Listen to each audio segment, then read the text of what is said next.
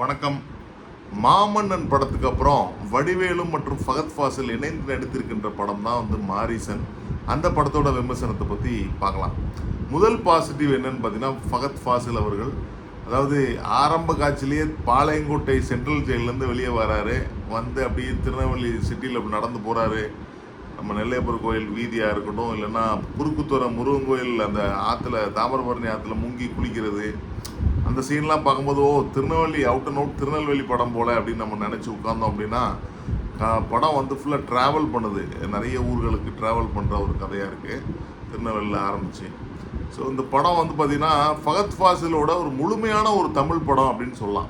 எதுக்கு அப்படி சொல்கிறோம் அப்படின்னா, ஏன் மாமன்னன்லாம் நடிச்சிருக்காரு அப்படின்னா, மாமன்னனில் ஒரு வில்லனாக நடிச்சிருப்பார், ஹீரோ உண்டு, மற்றவங்களாம் உண்டு. ஆனால் இந்த படத்தை பொறுத்தவரை அவுட் அண்ட் அவுட் ஃபுல்லாக ஃபகத் ஃபாசில் நம்ம அவரோட நடை உடை பாவனைகள் என்னென்ன பண்ணுறாரு, எப்படி ஓடுறாரு, எப்படி கோவப்படுறாரு, எப்படி ஃபைட் பண்ணுறாருங்கிறத நுணுக்கமாக நம்ம பார்க்கக்கூடிய ஒரு வாய்ப்பு நமக்கு கிடச்சிருக்கு. அதை ரொம்ப சிறப்பாகவே பண்ணியிருக்காருன்னு சொல்லலாம். நம்ம அந்த அந்த கதாபாத்திரமாக தான் நம்ம அவரை பார்க்குறோம். அந்தளவுக்கு நல்லா இருந்தது. குறிப்பாக ஆஞ்சி எடுத்து 1/2 கிலோ இருக்கான் இவன் வரத்து அப்படின்னு நம்ம சொல்லுவாங்கள்ல ஊரில், அதே மாதிரி இத்தனைக்கோண்டு மூர்த்தி சிறுசாக இருந்தாலும் கீர்த்தி பெருசாக இருக்க மாதிரி நல்ல ஒரு அருமையான ஒரு முழுமையான ஒரு நடிப்பு. ஆக்ரோஷமாக ஒரு தேடி ஓடும் போதாக இருக்கட்டும், இல்லை ஒரு கிரிமினல் ஒரு இலகிய மனசாக இருக்கட்டும், அப்படி நிறைய அதாவது தான் ஏமாற்றப்பட்டோமோ அப்படிங்கிற அந்த இதாக இருக்கட்டும், வெளியே போயிட்டு வடிவேல் வர்றதுக்கு முன்னாடி அந்த ரூமை இந்த கிளிப்பை வச்சு ஹேர்பினை வச்சு கதவை க்ளோஸ் பண்ணி படுத்து தூங்குறது, அந்த சீன்லாம் ரொம்ப சூப்பராக ஆக்ட் பண்ணியிருந்தார். ஸோ அடுத்த பாசிட்டிவ், இந்த படத்தோட இன்னொரு மெயின் ஹீரோ அப்படின்னு கூட சொல்லலாம், வைகை புயல் வடிவேல். அவர் பார்த்திங்கன்னா அந்த படம் ஒரு அந்த வயசான அந்த ரோலுக்கு ஆப்டான ஒரு சட்டிலான பெர்ஃபார்மன்ஸ் கொடுத்துருக்காரு அப்படின்னு சொல்லலாம். குறிப்பாக அந்த அடிக்கடி மூச்சா ஒன்றுக்கு போகிறதா இருக்கட்டும், இல்லைன்னா ஞாபக மறதியாக இருக்கட்டும், அதுக்கப்புறம் ஃபகத் ஃபாசில் கூட சேர்ந்துட்டு நிறைய விஷயங்கள், ப்ளஸ் அவரோட இன்னொரு ஷேடு படத்தில் அவருக்கு இன்னொரு திருப்பமான ஒரு விஷயம் இருக்குது. அது அப்புறம் பழைய காலத்து பாடல்கள் அவர் பாடும்போதே நமக்கு கேட்குறதுக்கு ரொம்ப அருமையாக இருக்கும். வடிவேலுக்கு சச் அ கிரேட் வாய்ஸ் அவருக்கு. ஸோ அதாக இருக்கட்டும். ப்ளஸ் அப்புறம் நேற்று ஒரு தடவை பார்த்தோம், அந்த பாட்டு சைடில் ரெட்ரோ சாங் மாதிரி ஒரு இடத்துல வருது, அதுக்கு செம டான்ஸ் குத்தாட்டம் போடுறதா இருக்கட்டும், எல்லாமே ரொம்ப சூப்பராக இருந்தது. அதுலேயும் நான் சொன்ன மாதிரி நிறைய ஷேட்ஸ் வரும்போது வடிவேலோட ஒரு பெர்ஃபார்மன்ஸாக இருக்கட்டும், இல்லை ஃப்ளாஷ்பேக்கில் வர்ற பெர்ஃபார்மன்ஸாக இருக்கட்டும், எல்லாமே ரொம்ப கிளியராக பண்ணியிருந்தாங்க அப்படின்னு சொல்லலாம். ஸோ அதுக்கு அடுத்த பாசிட்டிவ் என்ன அப்படின்னு பார்த்தீங்கன்னா, அதர் கேரக்டர்ஸாக வரும். ஏன்னா குறிப்பாக அந்த படத்தில் இந்த வடிவேல் ஃபகத் ஃபாசில் மட்டும்தான் ஒரு 85-90% ஆஃப் த மூவியை ஹோல்ட் பண்ணுறாங்கன்னு சொல்லணும். மற்றபடி வேறு யாருமே கிடையாது படத்தில். கொஞ்சம் அங்கங்கே வருவாங்க தவிர இவங்க 2 பேர்த்த தான் நம்ம ஃபுல் அண்ட் ஃபுல் பார்க்கக்கூடிய வாய்ப்புகள் நமக்கு ஒரு இடத்துல இருக்க மாட்டாங்க, மூவ் ஆகிட்டே இருப்பாங்க. நமக்கு அந்த கதையோட்டத்தோடு அப்படி போய்கிட்டே இருக்கும். ஸோ இது போக நடிச்சிருக்கிற சித்தாரா நடிச்சிருக்காங்க. ரொம்ப நாளைக்கு அப்புறம் சித்தாராவை ஸ்க்ரீனில் பார்த்தோம். அதே ஒரு கிரேஸ்ஃபுல்லான ஒரு ஆக்டிங்.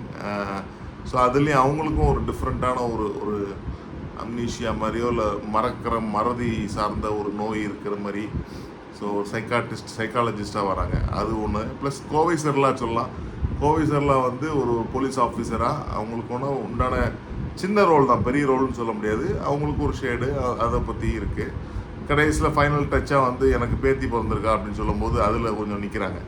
ஸோ அதுக்கப்புறம் இந்த ரேணுகான்னு பழைய ஆக்ட்ரஸ் இருக்காங்க இல்லையா, அந்த பிரேமி, அதுமாரி இந்த பாலச்சந்தர் இதெல்லாம் வருவாங்க. ஸோ அவங்க அம்மா ரோல் நடிச்சிருக்காங்க. அவங்களும் நிறைவான ஒரு நடிப்பை வெளிப்படுத்தியிருக்காங்க. ஸோ இதுக்கு மேலே யார் பெரிய ஒரு சொல்லும்படியானா, விவேக் பிரசன்னா அப்படிங்கிற நடிகர், உங்களுக்கு தெரிஞ்சிருக்கும், நிறைய படங்களில் தண்டட்டி போல் நிறைய படங்கள் நடிச்சிருக்காரு. ஸோ அவர் ஒரு முக்கியமான ஒரு ரோலில், ஒரு நண்பர் ரோலு ப்ளஸ் ஒரு முக்கியமான ரோலில் நல்லா நடிச்சிருக்காரு. ஸோ இதுதான் இந்த படத்தோட positive in terms of acting angle. அடுத்த பாசிட்டிவ் என்ன அப்படின்னு பார்த்தீங்கன்னா, அந்த படத்தோட மியூசிக் சொல்லலாம். பேக்ரவுண்ட் மியூசிக் குறிப்பாக ரொம்ப சூப்பராக இருந்தது.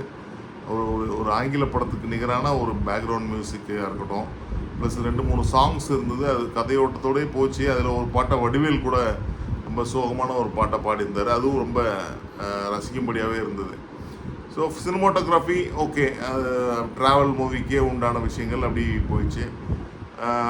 அது மாதிரி படத்தில் என்ன நெகட்டிவ் இருக்குது அப்படின்னு பார்த்தீங்கன்னா, படம் வந்து கொஞ்சம் ஸ்லோவாக, அதாவது ஃபர்ஸ்ட் ஹாஃப் வந்து பார்த்திங்கன்னா அது ஒவ்வொரு கேரக்டர்ஸ் நமக்கு புரிய வச்சு அப்படி கொண்டு வந்து அந்த இடைவேளை அந்த இன்டர்வல் சீனில் தான் ஒரு பெரிய ட்விஸ்ட்டு. அது வரைக்குமே நம்மளோட பொறுமையை ரொம்ப சோதிக்குது அப்படின்னு தான் சொல்லணும். வேறு செகண்ட் ஹாஃப் வந்து ரொம்ப ஸ்பீடாக கிரிப்பியாக பயங்கர ஸ்பீடாக போயிடுச்சு. ஃபஸ்ட் ஹாஃபுக்கு வந்து பெரிய பொறுமை வேணும். அது எனக்கு தெரிஞ்சு நீங்கள் வந்து கமர்ஷியல் ஃபில்மை விரும்புகிறவங்க அப்படின்னா இந்த படம் உங்களுக்கு ஏமாற்றத்தை கூட தரலாம்.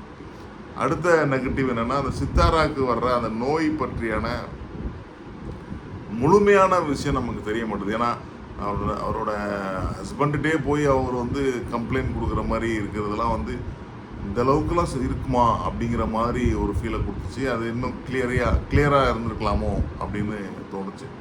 ஸோ மற்றபடி இந்த படத்தில் வந்து பாராட்டும்படியாக இருக்கிற விஷயம் என்னென்னா, பாலியல் வன்கொடுமை இப்போ வந்து ரெகுலராக நடக்கிற நம்ம நியூஸில் பார்க்குற சிறுமிகள், பள்ளி சிறுமிகள் மீதான அந்த பாலியல் வன்கொடுமையை ரொம்ப கிளியராக எக்ஸ்பிளைன் பண்ணியிருந்தாங்க. கிளியர் இந்த சென்ஸ் அதுதான் கருவாக இருக்குது இந்த படத்தோட கருவா. ஸோ அதை பேஸ் பண்ணி சொன்னது அது எல்லாமே பாராட்டக்கூடிய விஷயமா இருந்தது. ஓவரால் அந்த படம் எப்படி இருக்குது அப்படின்னு பார்த்தீங்கன்னா, ஒரு கமர்ஷியல் ஃபில்ம் ஜாலியாக கலர்ஃபுல்லான மூவிஸ் தேடுறவங்களுக்கு இது கரெக்டான படமாக இல்லை. பட் ஒரு மூவி லவ்வர்ஸ்க்கு ஒரு சட்டில் பெர்ஃபார்மன்ஸ், ஒரு சிம்பிளாக சொன்னப்பறம் ஒரு மலையாள படம் மாதிரி. ஏன்னா இது டைரக்டரு அவர் சுதீஷ் சங்கரே வந்து மலையாள டைரக்டர் தான். ஸோ அவர் மலையாள படம் ரேஞ்சுக்கு நீங்கள் எடுக்கணும், ஒரு பெர்ஃபார்மன்ஸ் ஓரியன்டாக ஒரு ட்ராவல் ஃபில்மாக இருக்கணும் அப்படின்னா கண்டிப்பாக அந்த படத்தை நீங்கள் பார்க்கலாம். ரொம்ப நீட்டாக ப்ரெசென்ட் பண்ண ஒரு படம் அப்படின்னு சொல்லலாம். நன்றி, வணக்கம்.